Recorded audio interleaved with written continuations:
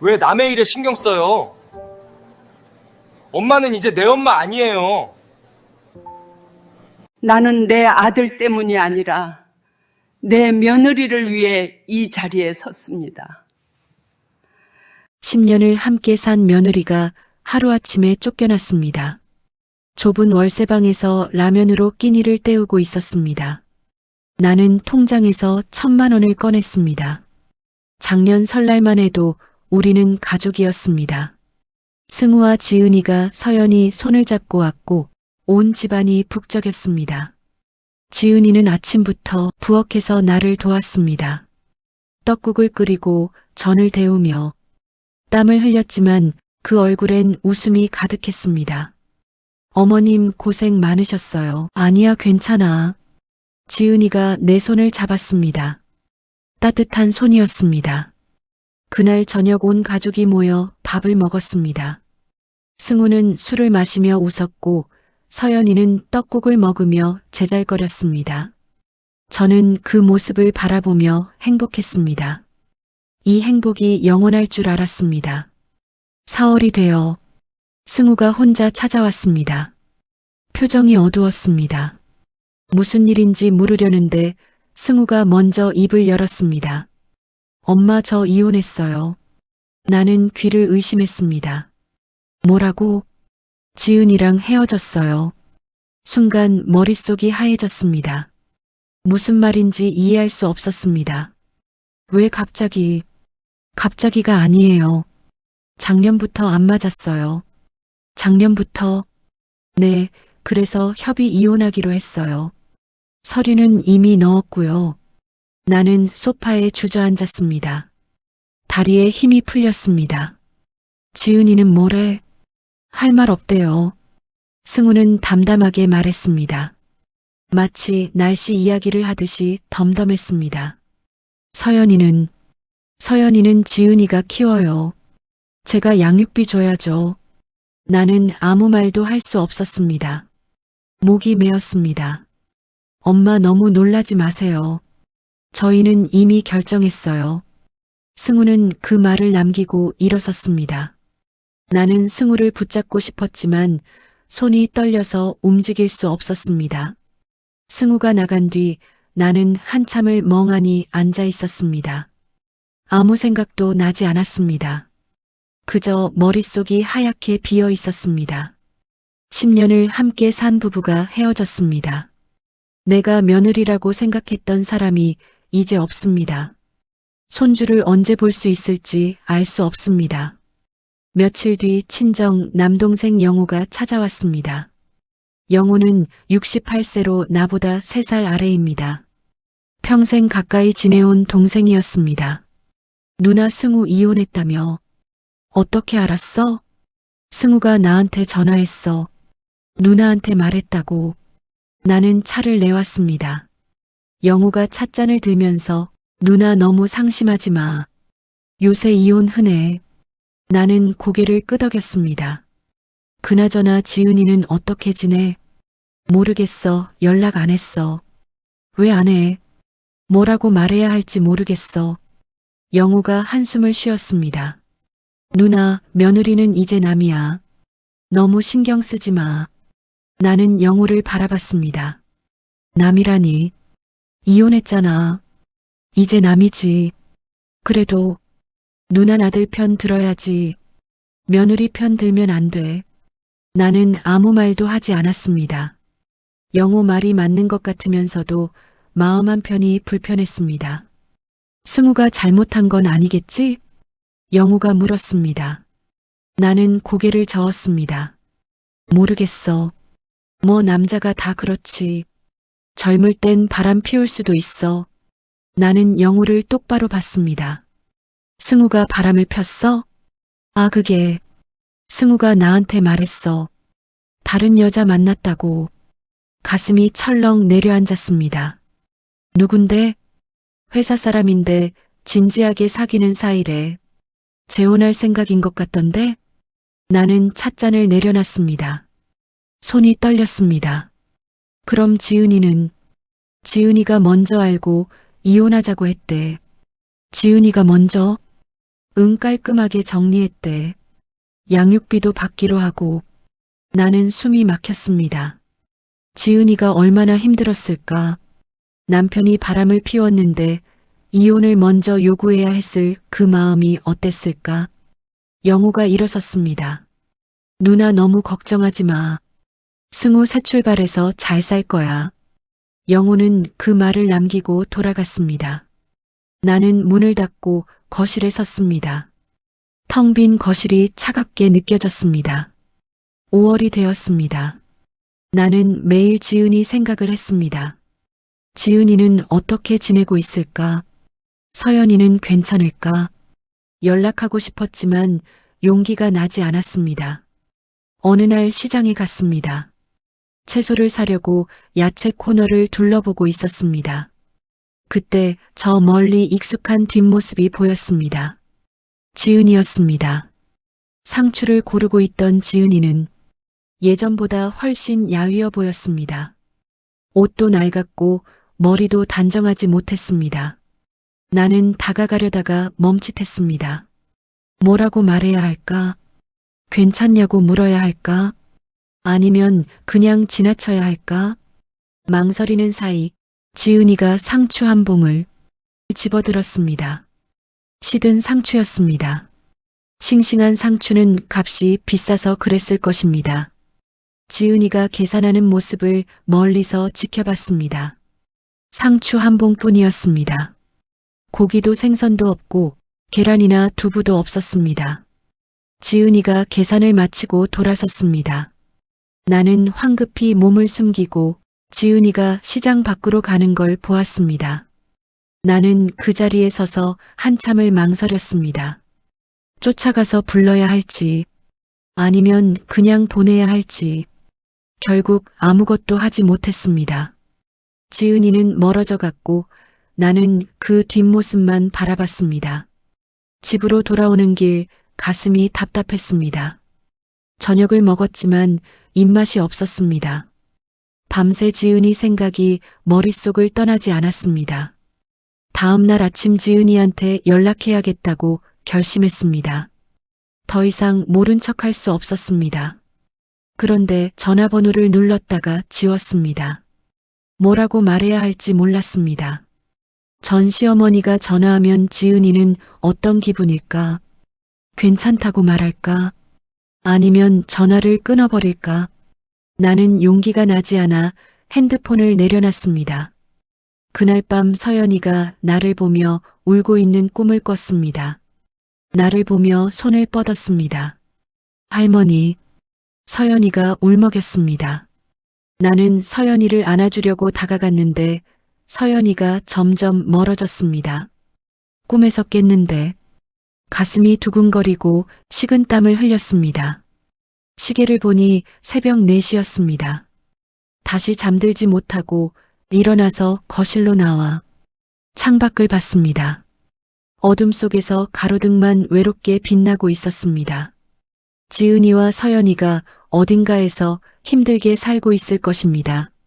나는 여기서 편하게 잠을 자고 밥을 먹습니다. 이대로 괜찮은 걸까? 정말 이대로 모른 척해도 되는 걸까? 나는 알 수 없었습니다. 3월이 되고 봄이 왔지만 마음은 여전히 겨울 같았습니다. 나는 매일 지은이 생각을 하며 지냈습니다. 승우한테 연락해서 지은이 소식을 물어볼까도 생각했지만 용기가 나지 않았습니다.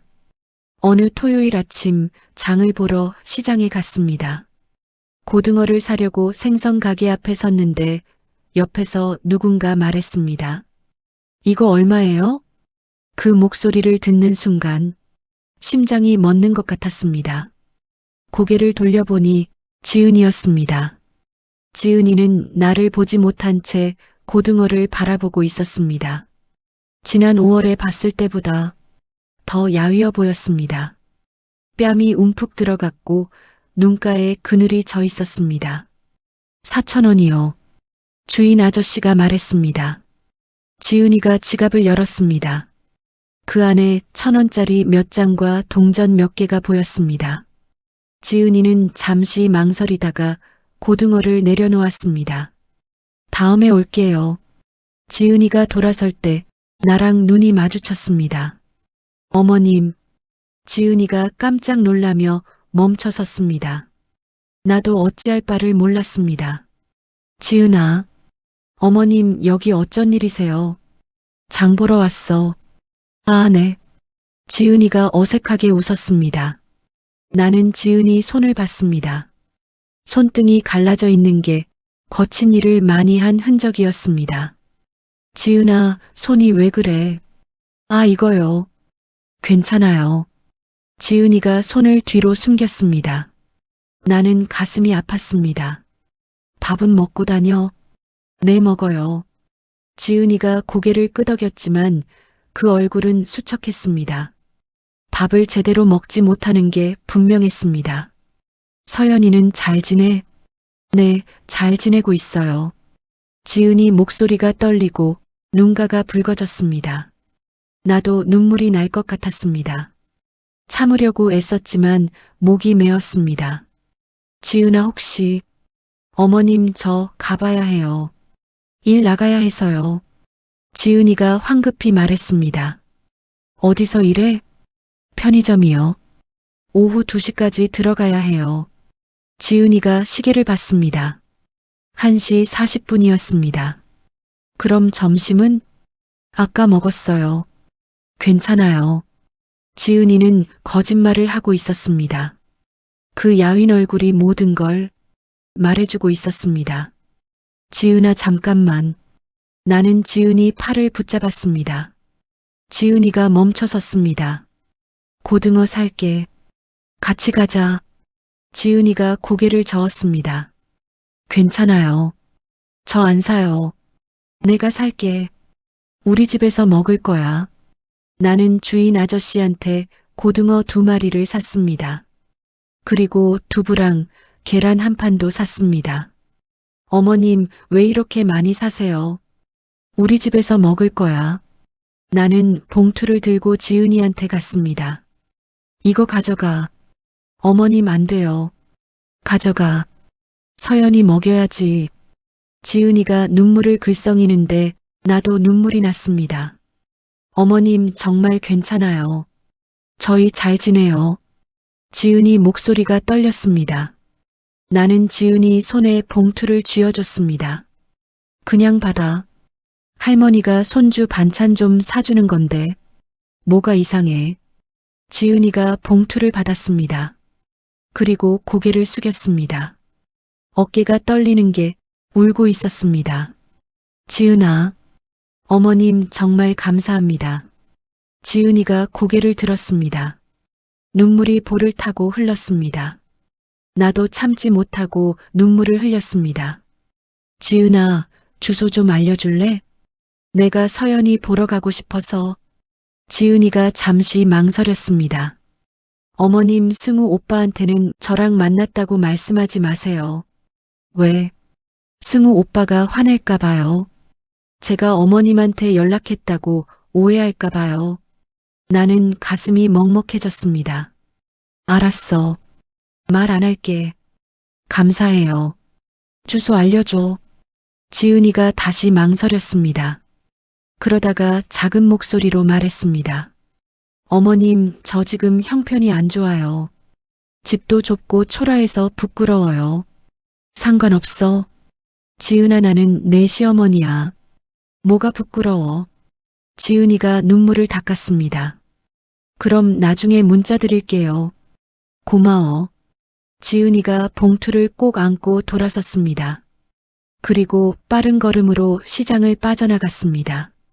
나는 그 뒷모습을 바라보며 눈물을 닦았습니다. 집으로 돌아오는 길 발걸음이 무거웠습니다. 장바구니를 들고 걸었지만 마음은 천근만근이었습니다. 집에 도착해서 문을 열고 들어갔습니다. 텅 빈 집에서 소파에 앉아 한참을 멍하니 있었습니다. 지은이 손이 자꾸 떠올랐습니다. 갈라진 손등, 거친 손가락, 일에 지친 흔적들.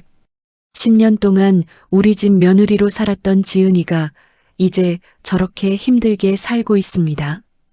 제대로 된 밥 한 끼 먹지 못하고 고등어 한 마리 살 돈도 없이 살고 있습니다. 나는 가엾은 생각에 소리내어 울었습니다. 그날 밤 지은이한테서 문자가 왔습니다. 집에서 50분 거리에 있는 작은 동네였습니다. 나는 그 주소를 보며 또 눈물을 흘렸습니다. 다음 날 아침 나는 결심했습니다. 지은이네 집에 가봐야겠다고, 서연이를 만나야겠다고. 더 이상 미룰 수 없었습니다. 4월 중순이 되었습니다.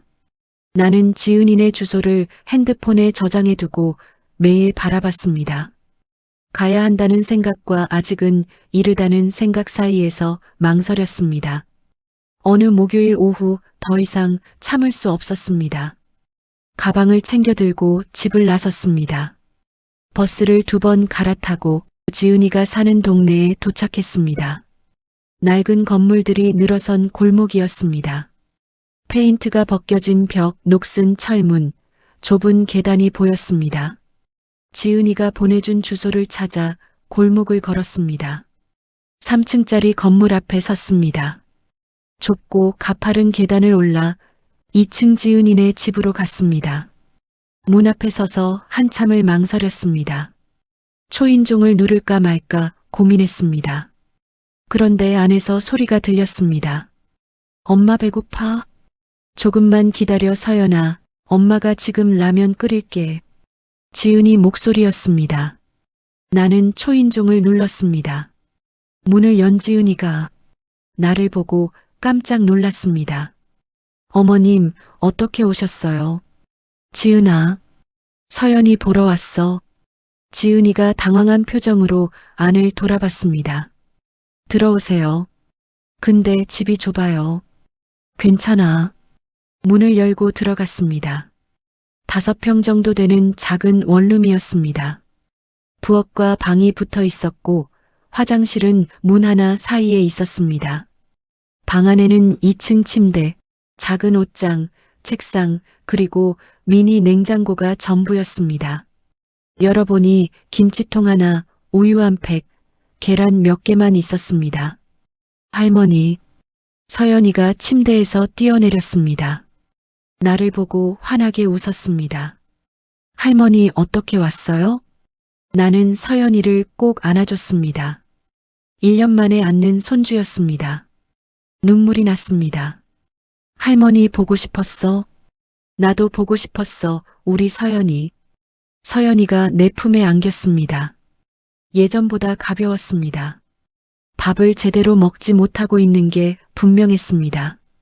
지은이가 끓이고 있는 라면 냄새를 맡으며 가슴이 아팠습니다. 점심시간이 한참 지났는데 라면이 점심이었습니다. 지은아, 점심이 늦었네? 오늘 오전 근무했어요. 편의점에서 아침 7시부터 1시까지요. 지은이가 라면을 그릇에 담았습니다. 서연이가 숟가락을 들었습니다. 나는 가방에서 봉투를 꺼냈습니다. 시장에서 산 반찬들이었습니다. 멸치볶음, 김치, 깍두기, 나물 몇 가지였습니다. 이거 먹어. 어머님, 이게 뭐예요? 오는 길에 좀 사왔어. 지은이가 눈물을 글썽였습니다. 감사해요, 어머님. 라면에 반찬을 곁들여 먹었습니다. 서연이가 멸치볶음을 맛있게 먹었습니다. 지은이도 라면에 김치를 곁들여 먹습니다. 식사를 마치고 나는 지은이한테 물었습니다. 지은아, 여기 월세야? 네, 40만 원이에요. 40만 원? 네. 적은 돈이 아니었습니다. 편의점 아르바이트로 월세를 내고 나면 얼마 남지 않을 것입니다. 승우한테 돈 받아? 양육비 50만 원 받아요. 그게 다야? 네. 나는 계산을 해봤습니다. 월세 40만 원, 양육비 50만 원, 편의점 월급이 최저시급 계산해보면 100만 원이 조금 넘을 것입니다. 그러면 한 달에 쓸 수 있는 돈이 100만 원 남짓됩니다. 그 돈으로 생활비, 통신비, 서연이 학원비까지 내려면 빠듯할 겁니다. 지은아, 전세금은? 못 받았어요. 왜? 집주인이 안 주고 도망갔어요. 전세금이 얼마인데? 5천만 원이요. 나는 숨이 막혔습니다. 5천만 원이면 적지 않은 돈입니다. 그 돈이 없으면 서연이를 제대로 키울 수 없습니다. 소송은 안 해? 변호사 비용이 없어요. 나는 가슴이 무너지는 것 같았습니다. 지은이는 10년 동안 우리 집 며느리로 살았습니다. 한 번도 불평하지 않았고 시어머니인 나를 잘 모셨습니다. 그런데 이혼하고 나니 이렇게 버려졌습니다. 전세금도 못 받고 좁은 월세방에서 라면으로 끼니를 때우며 살고 있습니다. 나는 지갑을 열어서 지폐 몇 장을 꺼내 지은이한테 건넸습니다. 지은아, 얼마 안 되지만 서연이 반찬 사는데 써라. 어머님, 이건 안 돼요. 받아도 돼. 서연이 밥이라도 제대로 먹여야지. 지은이가 고개를 저었습니다. 어머님, 저희 괜찮아요. 괜찮지 않아. 나는 지은이 손에 20만 원을 쥐어줬습니다. 많은 돈은 아니지만 없는 것보다는 나았습니다. 지은이가 돈을 받으며 훌쩍이는 걸 보니 저도 눈물이 핑 돕니다. 서연이가 우리를 보며 물었습니다. 엄마 왜 울어? 아니야, 안 울어. 지은이가 눈물을 닦았습니다. 그날 오후 나는 서연이와 놀아줬습니다. 서연이는 토끼 인형을 보여줬습니다. 할머니, 이거 기억나요? 할머니가 사준 거예요. 그래, 할머니가 사줬지. 아직도 가지고 있어? 매일 안고 자요. 제 친구거든요. 나는 서연이를 꼭 안아줬습니다. 내가 사준 인형을 5년 동안 간직하고 있었습니다. 저녁이 되어 집으로 돌아갈 시간이 되었습니다. 나는 일어섰습니다. 할머니 또 와요. 그래, 또 올게. 약속이에요? 응, 약속이야. 지은이가 문까지 배웅했습니다. 어머님 조심히 들어가세요. 지은아, 힘들면 언제든지 연락해. 네, 감사해요. 나는 계단을 내려갔습니다. 뒤돌아보니 지은이가 문 앞에 서서 손을 흔들고 있었습니다. 나도 손을 흔들었습니다. 버스를 타고 집으로 돌아오는 내내 눈물이 났습니다. 지은이와 서연이가 저 좁은 방에서 어떻게 살고 있을까? 겨울엔 얼마나 추울까? 여름엔 얼마나 더울까? 집에 도착해서 문을 열고 들어갔습니다. 넓은 거실, 큰 소파, 텔레비전, 식탁이 보였습니다. 나는 혼자 이 넓은 집에서 살고 있었습니다. 그날 밤 잠을 이룰 수 없었습니다. 천장을 바라보며 내가 할 수 있는 일이 뭘까 생각했습니다. 어떻게 하면 지은이를 도와줄 수 있을까 고민하다 전세금을 받을 수 있도록 도와야겠다고 생각했습니다. 내일 아침 은행에 가서 돈을 찾아야겠다고 생각했습니다. 5월이 되면서부터는 일주일에 2번씩 지은이네 집에 갔습니다. 갈 때마다 반찬을 만들어 갔습니다. 쌀도 사갔고 과일도 사갔습니다. 지은이는 처음엔 사양했지만 나는 포기하지 않았습니다. 서연이를 위해서라도 받아야 한다고 설득했습니다. 결국 지은이는 고맙다며 받아주었습니다. 어느 날 지은이네 집에 갔더니 지은이가 부엌에서 울고 있었습니다. 지은아, 왜 그래? 어머님. 지은이가 돌아섰습니다. 눈이 빨갛게 부어 있었습니다. 무슨 일이야? 집주인이 연락이 안 돼요.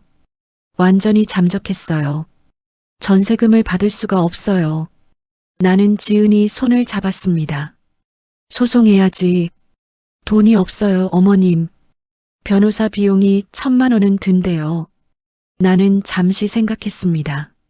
노후 자금으로 모아둔 3천만 원을 떠올렸습니다. 그 돈의 일부를 지은이한테 줄 수 있었습니다. 내가 낼게. 어머님. 지은이가 눈을 크게 떴습니다. 변호사 비용 내가 낼게. 어머님, 그럴 수 없어요. 어머니, 노후 자금이잖아요. 괜찮아. 나는 아직 건강해. 돈 쓸 일 별로 없어. 어머님. 지은이가 눈물을 흘렸습니다. 나도 눈물이 났습니다. 지은아, 너는 10년 동안 우리 집 며느리였어. 나한테 잘해줬어. 이제 내가 너를 도와줄 차례야. 감사해요, 어머님. 정말 감사해요. 지은이가 내 손을 꼭 잡았습니다. 나도 지은이 손을 꼭 잡았습니다. 다음 날 나는 은행에 가서 통장에서 1,000만 원을 인출했습니다. 예금 창구 직원이 물었습니다. 무슨 일로 이렇게 큰 돈을 찾으세요? 손주 학원비라고 둘러댔습니다. 돈을 받아서 지은이한테 갔습니다. 지은이가 돈을 보고 울었습니다. 어머님, 이걸 어떻게 받아요? 받아. 그리고 좋은 변호사 찾아. 네. 지은이가 1,000만 원을 받았습니다.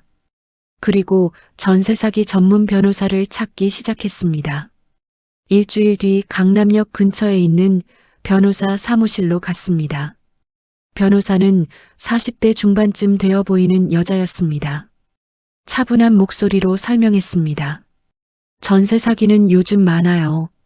집주인이 여러 채에 전세를 주고 돈을 받은 뒤 잠적하는 거죠. 그럼 돈을 못 받나요? 집주인 재산을 찾아내면 받을 수 있어요. 아파트나 땅이 있으면 압류 신청을 할 수 있죠. 지은이 집주인은요? 제가 알아볼게요. 변호사가 컴퓨터를 두드렸습니다. 한참을 찾더니 고개를 끄덕였습니다. 안양의 집주인 명의로 된 아파트가 하나 있어요. 그럼 받을 수 있어요? 네, 소송 걸면 됩니다. 승소하면 그 아파트를 압류할 수 있어요. 얼마나 걸려요? 빠르면 6개월, 늦으면 1년이요. 1년. 지은이 목소리가 떨렸습니다. 걱정 마세요. 제가 최선을 다할게요. 변호사가 지은이 손을 잡아줬습니다. 지은이가 고개를 끄덕였습니다. 그날 우리는 변호사와 계약을 하고 착수금으로 500만 원을 냈습니다. 나머지는 승소하면 내기로 했습니다. 사무실을 나오면서 지은이가 희망이 생겼다고 말했습니다.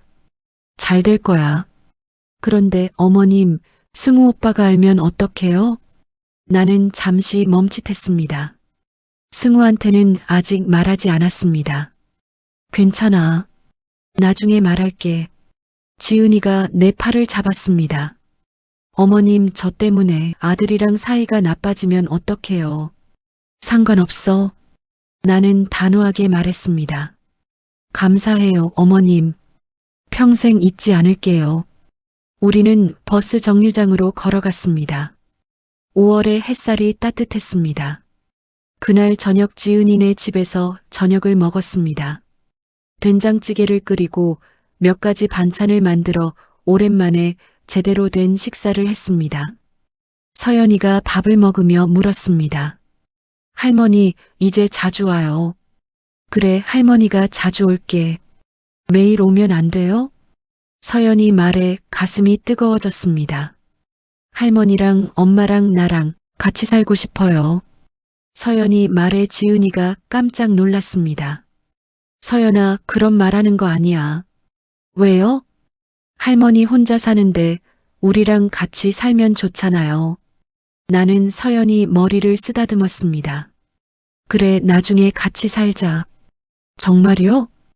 응, 정말이야. 서연이가 환하게 웃었습니다. 지은이도 눈물을 글썽이며 웃었습니다. 그날 밤 집으로 돌아오면서 생각했습니다.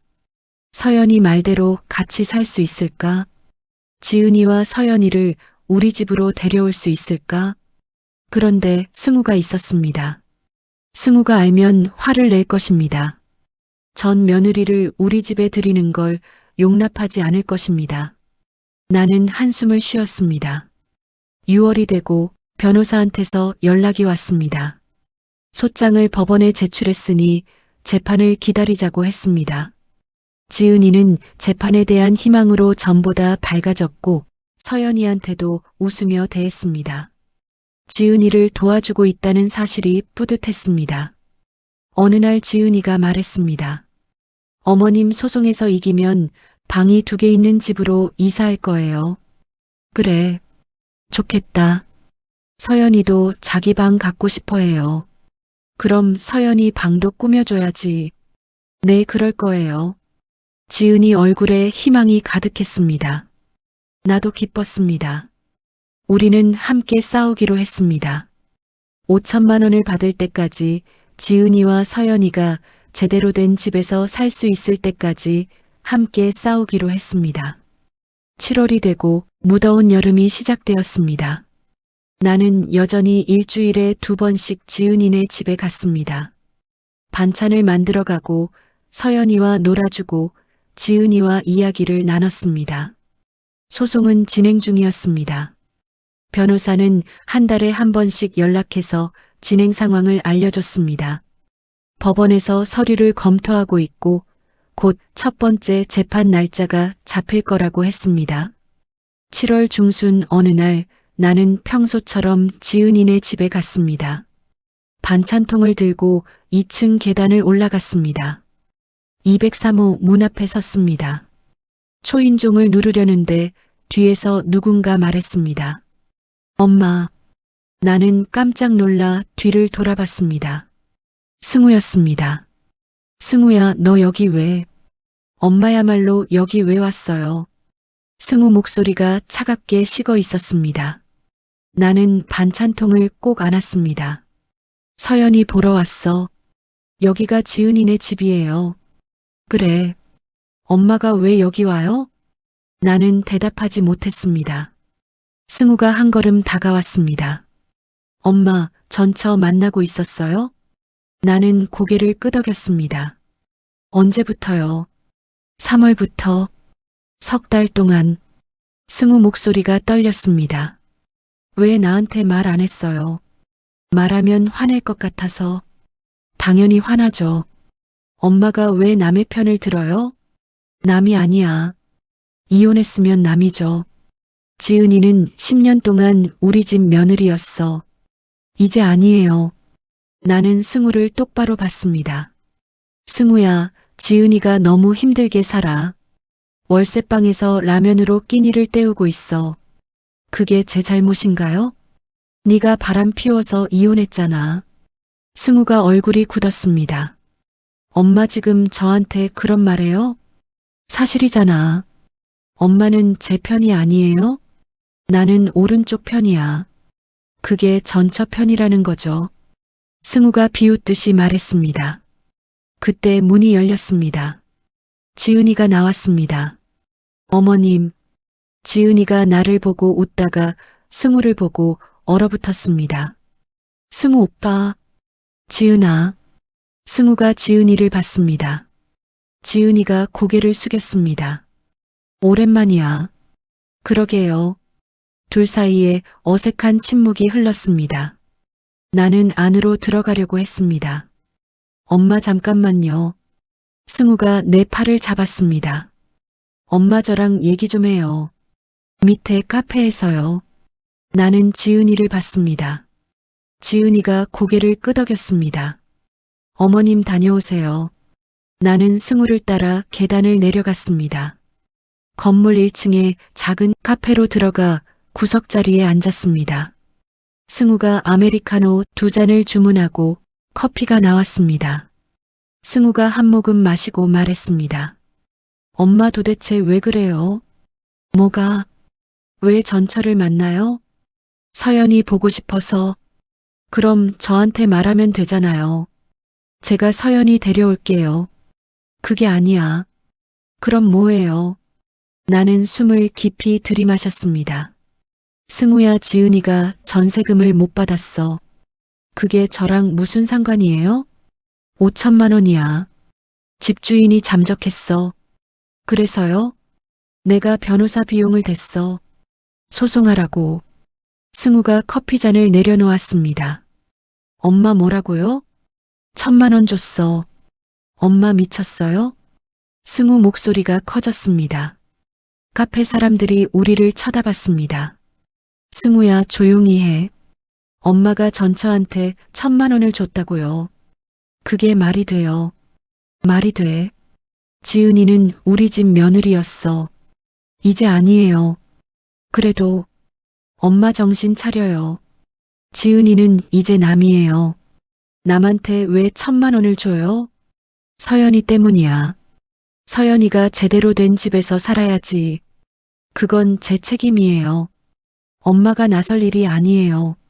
나는 승우를 봤습니다. 승우 눈에 분노가 가득했습니다. 승우야, 지은이가 정말 힘들어. 좁은 월세방에서 편의점 일하면서 서연이 키우고 있어. 그게 제 잘못이에요? 네가 바람 피운 거 맞잖아. 엄마. 승우가 자리에서 일어났습니다. 엄마, 저 이제 수진이랑 결혼할 거예요. 나는 깜짝 놀랐습니다. 수진이가 누구야? 회사 동료예요. 제가 사귀는 사람이요. 너 바람 피운 상대. 승우가 얼굴을 붉혔습니다. 다음 달에 혼인 신고해요. 나는 숨이 막혔습니다. 지은이랑 이혼한 지 3달밖에 안 됐는데 그게 뭐 어때서요? 서연이는 어쩌고. 양육비 줄 거예요. 한 달에 50만 원씩이요. 그게 다야? 네, 그게 답니다. 전 새 출발할 거예요. 나는 승우를 똑바로 봤습니다. 나는 지은이 편이야. 서연이 편이고. 엄마. 승우 목소리가 떨렸습니다. 엄마가 왜 전처 편을 들어요? 저는 엄마 아들이잖아요. 나는 오른쪽 편이야. 전 잘못했어요? 네가 바람 피웠잖아. 그래도 전 엄마 아들이에요. 나는 아무 말도 하지 않았습니다. 승우가 한숨을 쉬었습니다. 엄마, 수진이가 화났어요. 엄마가 전처를 돕는다고. 그게 무슨 상관이야. 수진이는 제 약혼녀예요. 미래의 며느리고요. 나는 인정 안 해. 엄마, 나는 지은이를 며느리로 생각해. 엄마 정신 차려요. 승우가 소리쳤습니다. 나는 일어섰습니다. 나는 정신 멀쩡해. 네가 정신 차려야지. 엄마, 나는 지은이 편이야. 앞으로도 그럴 거야. 승우가 나를 노려봤습니다. 그럼 엄마는 이제 제 엄마가 아니에요. 나는 숨이 멎는 것 같았습니다. 뭐라고? 엄마가 전처 편을 드는데 제가 왜 엄마를 만나야 해요? 승우야, 전 이제 엄마 안 만날 거예요. 연락도 안 할 거고요. 승우는 그 말을 남기고 카페를 나갔습니다. 문이 쾅 닫혔습니다. 나는 그 자리에 주저앉았습니다. 다리에 힘이 풀렸습니다. 주변 사람들이 나를 쳐다봤습니다. 나는 고개를 숙였습니다. 한참을 앉아 있다가 일어났습니다. 어머님 괜찮으세요? 나는 고개를 끄덕였습니다. 지은이가 나를 안으로 들였습니다. 승우 오빠가 화냈죠. 응, 쟤 때문이에요. 죄송해요, 어머님. 아니야, 내 잘못이 아니야. 지은이가 눈물을 글썽였습니다. 나도 눈물이 났습니다. 그날 저녁 늦게 집으로 돌아왔습니다. 집은 텅 비어 있었습니다. 전화기를 받습니다. 승우한테서 연락이 없었습니다. 나는 소파에 앉아 한참을 울었습니다. 8월이 되었습니다. 폭염이 기승을 부리는 여름이었습니다. 나는 여전히 일주일에 2번씩 지은이네 집에 갔습니다. 승우는 연락이 없었습니다. 전화도 문자도 없었습니다. 나는 매일 밤 핸드폰을 들여다봤습니다. 혹시 승우한테서 연락이 올까 싶어서였습니다. 그런데 아무것도 오지 않았습니다. 빈 전화기만 바라보는 밤이 계속되었습니다. 어느 날 마을 사람들이 수군거리기 시작했습니다. 슈퍼에 가면 아줌마들이 내 뒷모습을 보며 속삭였습니다. 저 사람 아들 이혼했는데 전 며느리 편 든대. 에이 설마 말이 돼? 진짜래. 자기 아들한테 등 돌리고. 이상한 사람이네. 나는 그 말을 듣고도 아무 말 하지 않았습니다. 장을 보고 조용히 나왔습니다. 며칠 뒤 동네 이웃 김 여사가 찾아왔습니다. 영순 씨 요새 소문 들었어. 무슨 소문? 며느리 편 든다며. 아들하고 사이가 안 좋다며. 나는 차를 내왔습니다. 소문이 다 맞아. 김 여사가 눈을 크게 떴습니다. 진짜야. 왜 그래? 아들이 얼마나 속상하겠어. 아들이 잘못했어. 그래도 아들은 아들이잖아. 며느리는 이제 남인데. 나는 그렇게 생각 안 해. 김 여사가 고개를 저었습니다. 영순 씨 정신 차려. 사람들이 다 이상하게 봐. 상관없어. 김 여사는 더 이상 말하지 않고 돌아갔습니다. 나는 문을 닫고 한숨을 쉬었습니다. 사람들이 날 손가락질합니다. 이상한 사람이라고 했습니다. 아들을 버린 엄마라고 했습니다. 그런데 나는 후회하지 않았습니다. 나는 옳은 일을 하고 있었습니다. 9월 초 지은이한테서 전화가 왔습니다. 어머님 변호사님한테 연락 왔어요. 그래 뭐래. 집주인 아파트 압류 신청이 받아들여졌대요. 이제 경매 넘어가면 돈 받을 수 있대요. 정말 잘됐다. 내 어머님 덕분이에요. 지은이 목소리에 기쁨이 가득했습니다. 나도 덩달아 기분이 좋아졌습니다. 그날 저녁 지은이네 집에서 작은 축하 파티를 했습니다. 치킨을 시켜 먹고 케이크도 샀습니다. 서연이가 환하게 웃었습니다. 할머니, 우리 이제 잘 살 수 있는 거죠? 그럼 우리 서연이. 서연이가 내 품에 안겼습니다. 나는 서연이를 꼭 안아줬습니다. 그날 밤 집에 돌아오는데 현관 앞에 누군가 서 있었습니다. 승우였습니다. 엄마, 승우야. 나는 깜짝 놀랐습니다. 승우는 한 달 넘게 연락이 없었습니다. 들어가도 돼요. 그래 들어와. 문을 열고 들어갔습니다. 승우는 거실 소파에 앉았습니다. 나는 물을 가져왔습니다. 무슨 일이니? 엄마 수진이랑 헤어졌어요. 나는 잠깐 멈칫했습니다. 뭐라고? 그 사람이랑 안 맞았어요. 승우 목소리가 지쳐 있었습니다. 무슨 일이 있었니? 수진이가 엄마를 너무 싫어했어요. 엄마가 전처를 돕는다고 화내고 자기를 무시한다고 하고 그래서 전서연이를 더 자주 보고 싶다고 했어요. 양육비도 더 주고 싶다고 했어요. 그랬더니 수진이가 화를 냈어요. 승우가 한숨을 쉬었습니다. 왜 전처 자식한테 돈을 쓰냐고 했습니다. 우리 아이 낳으면 그 돈이 필요하다고 했습니다. 서연이는 이제 만나지 말래요. 나는 조용히 승우를 바라봤습니다. 전 그럴 수 없었어요. 서연이는 제 딸이에요. 포기할 수 없어요. 승우가 고개를 숙였습니다. 그래서 헤어졌어요. 일주일 전에요. 나는 아무 말도 하지 않았습니다. 엄마가 옳았어요. 전 잘못된 선택을 하려고 했어요. 승우야.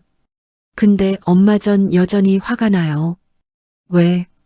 엄마가 제 편이 아니라서요. 전처 편이어서요. 승우가 나를 똑바로 봤습니다.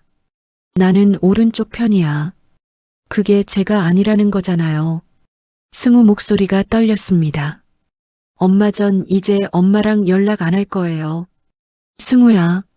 엄마가 제 편이 아니니까요. 전처 편이니까요. 나는 내 엄마야. 아니에요. 이제 아니에요. 승우가 일어섰습니다. 승우야 가지 마. 엄마 이제 저한테 연락하지 마세요. 전 엄마 없이 살 거예요. 승우야. 넌 이제 내 엄마 아니야. 승우는 그 말을 남기고 나가버렸습니다. 문이 쾅 닫혔습니다. 나는 그 자리에 주저앉았습니다. 가슴이 무너져 내렸습니다. 아들이 나를 버렸습니다. 내가 아들을 잃었습니다. 눈물이 났습니다. 소리내어 울었습니다. 얼마나 울었는지 모르겠습니다. 그날 밤 나는 잠을 이루지 못했습니다. 천장만 바라보며 밤을 샜습니다. 승우 얼굴이 자꾸 떠올랐습니다. 어렸을 때 내 품에 안겨 웃던 모습, 학교 다닐 때 열심히 공부하던 모습, 결혼할 때 행복해하던 모습. 이제 그 아들은 없었습니다. 며칠 뒤 영우한테서 전화가 왔습니다. 누나 승우 수진이랑 헤어졌다며. 들었어. 그래도 누나한테 화나 있던데. 아직도. 알아.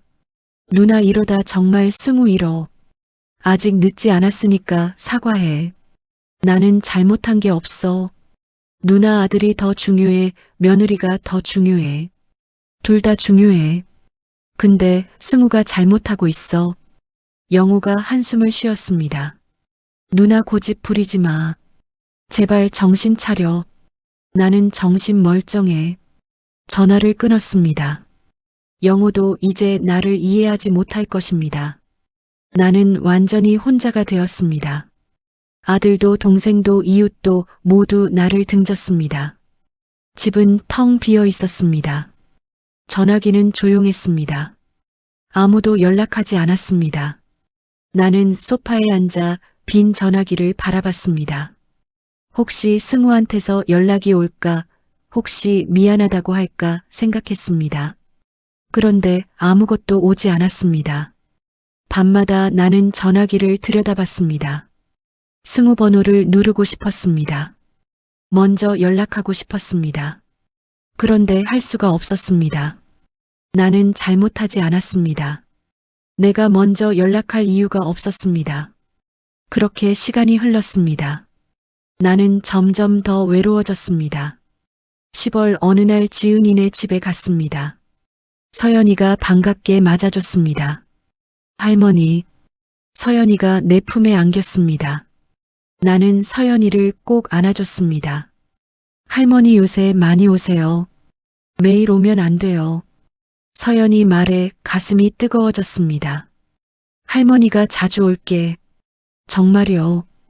응, 정말이야. 서연이가 환하게 웃었습니다. 나는 그 웃음을 보며 위로받았습니다.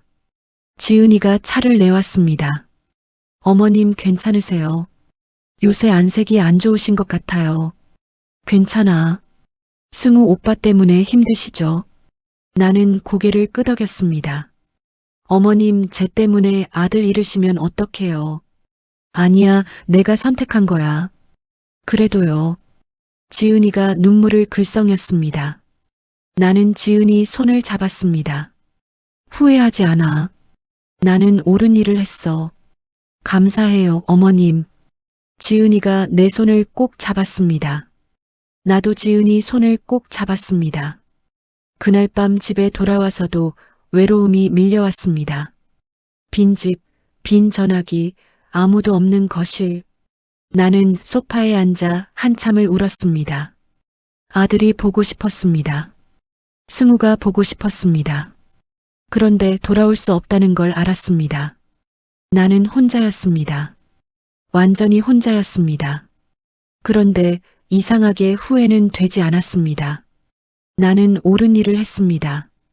지은이와 서연이를 지킨 것은 옳은 일이었습니다. 그걸로 충분했습니다.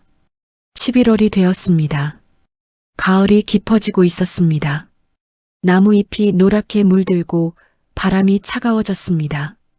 나는 여전히 지은이네 집을 오가며 지냈습니다. 11월 15일 변호사한테서 전화가 왔습니다. 법원에서 증인 신문 날짜를 잡았어요. 11월 21일 오전 10시예요. 증인 신문이요. 네, 박영순 씨께서 증인으로 나오셔야 해요. 제가요. 네, 지은 씨가 전세금을 지불했다는 사실, 집주인이 잠적했다는 사실을 증언해 주셔야 해요. 나는 잠시 망설였습니다. 제가 법정에 가야 하나요? 네, 증인 신문은 아주 중요해요. 판사님께서 직접 듣고 판단하시거든요. 알겠습니다. 전화를 끊고 나는 한참을 생각했습니다. 법정에 선다는 게 두려웠습니다. 사람들 앞에서 증언한다는 게 떨렸습니다.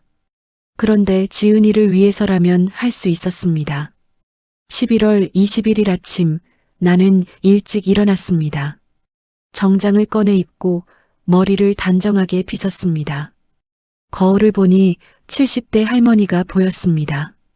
주름진 얼굴, 흰 머리, 떨리는 손. 나는 숨을 깊이 들이마셨습니다. 할 수 있다고 되뇌었습니다. 버스를 타고 법원에 도착했습니다. 큰 건물이었습니다. 사람들이 오가고 있었습니다. 나는 안내 데스크에서 법정 위치를 물었습니다. 3층 301호입니다. 고맙습니다. 엘리베이터를 타고 3층에 올라갔습니다. 복도를 걸어 301호 앞에 섰습니다. 문 앞에 지은이와 변호사가 서 있었습니다. 어머님, 지은이가 달려와 내 손을 잡았습니다. 어머님 오셨어요. 당연히 와야지. 변호사가 악수를 청했습니다. 박영순 씨 감사합니다. 오늘 증언이 아주 중요합니다. 최선을 다하겠습니다. 긴장하지 마세요. 아는 대로만 말씀하시면 됩니다. 네. 우리는 법정 안으로 들어갔습니다. 법정은 생각보다 작았습니다. 앞쪽에 판사석이 있었고 양쪽에 원고석과 피고석이 있었습니다. 뒤쪽에 방청석이 있었습니다.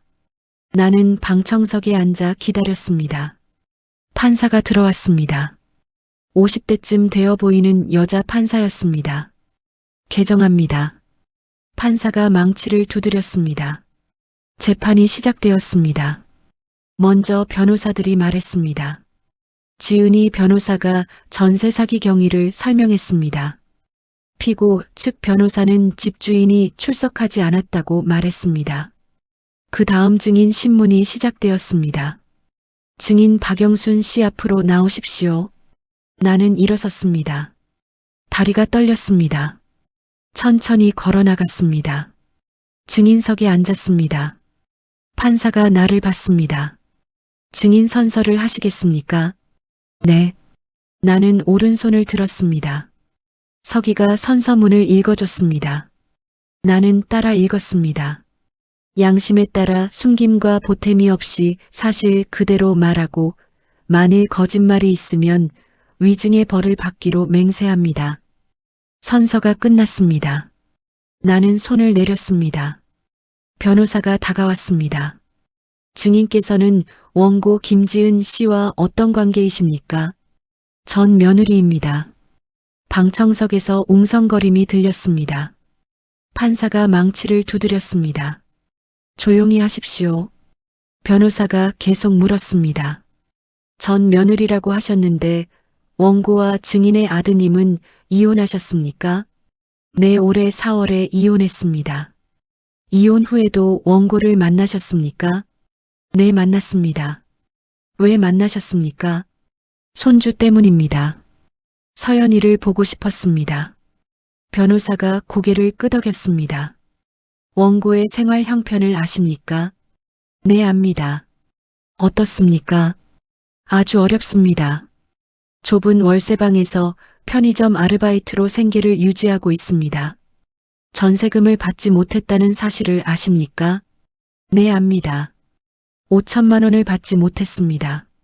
변호사가 서류를 들었습니다. 증인께서 원고의 변호사 비용을 지원하셨습니까? 네, 1,000만 원을 지원했습니다. 왜 지원하셨습니까? 나는 숨을 깊이 들이마셨습니다. 목소리가 떨렸습니다. 지은이는 10년 동안 좋은 며느리였습니다. 한 번도 불평하지 않았습니다. 시어머니인 저를 잘 모셨습니다. 계속 말씀해 주십시오. 이혼 후에 너무 힘들게 사는 걸 봤습니다. 제대로 된 밥도 먹지 못하고 서연이도 제대로 키우지 못하고 있었습니다. 나는 눈물이 났습니다. 참으려고 했지만 눈물이 흘렀습니다. 그래서 도와주고 싶었습니다. 전세금을 받아야 지은이가 서연이를 제대로 키울 수 있으니까요. 변호사가 나를 바라봤습니다. 증인의 아드님께서는 이 사실을 아십니까? 네, 압니다. 아드님의 반응은 어떠셨습니까? 나는 잠시 말을 멈췄습니다. 승우 얼굴이 떠올랐습니다. 화를 냈습니다. 저한테 더 이상 연락하지 말라고 했습니다. 방청석에서 또 웅성거림이 들렸습니다. 그래도 원고를 도우셨습니까? 네. 왜 그러셨습니까? 나는 판사를 봤습니다. 판사도 나를 보고 있었습니다. 제 아들이 잘못했습니다. 다른 여자를 만나서 지은이를 버렸습니다. 10년을 함께 산 아내를 버렸습니다. 나는 목소리에 힘을 주었습니다. 그런데 아무도 지은이를 도와주지 않았습니다. 아들도 안 도와줬고 친정도 형편이 어려워서 못 도와줬습니다. 나는 눈물을 닦았습니다. 그래서 제가 도와줬습니다. 지은이는 제 며느리였으니까요. 서연이는 제 손주니까요. 변호사가 고개를 끄덕였습니다. 증인께서 아드님과 사이가 나빠지는 걸 감수하고도 원고를 도우신 이유가 무엇입니까? 나는 숨을 깊이 들이마셨습니다. 그게 옳은 일이었으니까요. 변호사가 자리로 돌아갔습니다. 판사가 나를 봤습니다. 증인 수고하셨습니다. 나는 증인석에서 일어났습니다. 다리가 후들거렸습니다. 천천히 걸어 자리로 돌아갔습니다. 지은이가 나를 보고 눈물을 흘렸습니다. 나도 눈물을 흘렸습니다.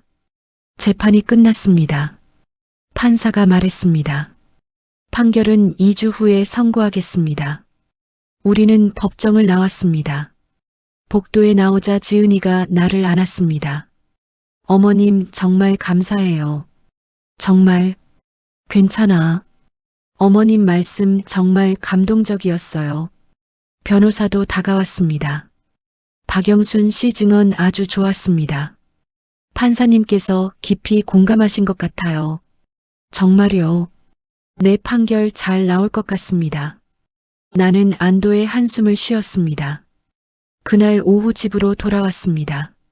집에 들어서자마자 소파에 주저앉았습니다. 긴장이 풀리니 온몸에 힘이 빠졌습니다. 그런데 마음은 편안했습니다. 할 말을 다 했습니다. 지은이를 위해 증언했습니다. 그날 밤 영우한테서 전화가 왔습니다. 누나 법정에 갔다며. 어떻게 알았어? 승우한테 들었어. 나는 숨을 멈췄습니다. 승우가 알아. 응, 누나가 법정에서 증언했다고 화나 있더라. 나는 아무 말도 하지 않았습니다. 누나 이제 정말 승우 못 만나. 알아. 그래도 괜찮아.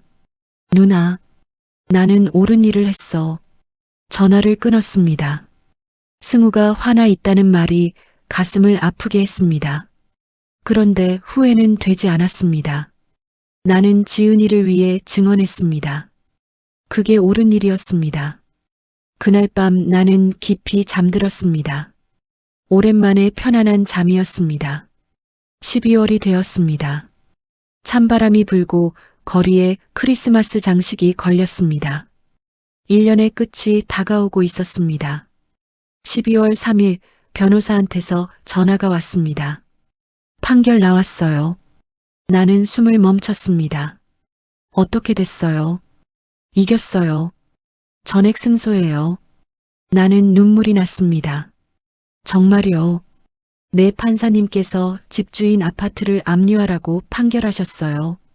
경매 절차 들어가면 5천만 원 전액 받을 수 있어요. 감사합니다. 박영순 씨 증언이 큰 도움이 됐어요. 판사님께서 감동하셨대요. 전화를 끊고 나는 지은이한테 연락했습니다. 지은아, 이겼어. 전액 받는데. 정말요. 어머님. 지은이 목소리에서 울음이 섞여 나왔습니다. 정말 감사해요, 어머님. 어머님 덕분이에요. 잘 됐다. 정말 잘 됐어. 나도 눈물을 흘렸습니다. 기쁜 눈물이었습니다. 12월 15일 서연이 9번째 생일이었습니다. 나는 케이크와 선물을 사들고 지은이네 집에 갔습니다. 할머니, 서연이가 문을 열어줬습니다. 환하게 웃고 있었습니다. 생일 축하해, 우리 서연이. 고마워요, 할머니. 서연이가 내 품에 안겼습니다. 나는 서연이를 꼭 안아줬습니다. 지은이가 부엌에서 미역국을 끓이고 있었습니다. 생일상을 차렸습니다. 케이크를 꺼내놓고 초를 꽂았습니다. 서연아, 소원 빌어. 서연이가 눈을 감았습니다. 한참을 생각하더니 입을 열었습니다. 할머니랑 엄마랑 나랑 계속 같이 있었으면 좋겠어요. 나는 가슴이 뜨거워졌습니다. 지은이도 눈물을 글썽였습니다. 그래, 계속 같이 있자. 정말이요. 응, 정말이야. 서연이가 초를 불었습니다. 우리는 박수를 쳤습니다. 그때 초인종이 울렸습니다. 누구지? 지은이가 일어나서 문을 열었습니다. 나는 케이크를 자르고 있었습니다. 엄마. 뒤에서 목소리가 들렸습니다. 나는 깜짝 놀라 뒤를 돌아봤습니다. 승우였습니다. 손에 선물 상자를 들고 서 있었습니다. 서연이가 달려갔습니다. 아빠. 서연아. 승우가 서연이를 안아 올렸습니다. 서연이가 환하게 웃었습니다. 아빠, 오늘 내 생일이야. 알아. 그래서 왔어. 승우가 선물을 건넸습니다. 서연이가 뜯어봤습니다. 인형이었습니다. 와, 예쁘다. 마음에 들어. 응, 고마워, 아빠. 서연이가 승우 볼에 뽀뽀했습니다. 승우가 웃었습니다. 나는 그 모습을 보며 눈물이 났습니다. 승우가 나를 봤습니다. 엄마. 승우야. 승우가 천천히 다가왔습니다. 내 앞에 섰습니다. 엄마, 미안해요. 나는 고개를 저었습니다. 아니야. 엄마, 제가 잘못했어요. 승우 목소리가 떨렸습니다. 전 비겁했어요. 지은이한테도 미안하고 서연이한테도 미안하고 엄마한테도 미안해요. 승우야. 법정에서 증언하신 거 들었어요. 영호 삼촌한테 들었어요. 나는 아무 말도 하지 못했습니다. 엄마가 그렇게까지 하셨는데 전 화만 냈어요. 정말 죄송해요. 승우가 고개를 숙였습니다. 나는 승우 손을 잡았습니다. 괜찮아. 엄마는 괜찮아. 엄마. 승우가 나를 안았습니다. 나도 승우를 안았습니다. 오랜만에 안는 아들이었습니다. 우리는 한참을 안고 있었습니다. 지은이도 눈물을 흘렸습니다. 서연이도 울었습니다. 승우가 나를 놓았습니다. 그리고 지은이를 봤습니다. 지은아, 미안해. 지은이가 고개를 저었습니다. 괜찮아요. 전 정말 잘못했어. 너한테 너무 못했어. 지은이가 눈물을 닦았습니다. 다 지난 일이에요. 수진이랑은 헤어졌어. 그 사람은 제게 맞지 않았어. 나는 숨을 멈췄습니다. 왜? 그 사람이 제게 요구하는 게 너무 많았어요. 서연이는 만나지 말래요. 엄마한테도 가지 말래요. 전 그럴 수 없었어요. 승우가 한숨을 쉬었습니다. 전 서연이 아빠예요. 그걸 포기할 수 없었어요. 지은이가 고개를 끄덕였습니다. 다시 시작하고 싶어? 서연이 아빠로서. 지은이가 잠시 망설였습니다.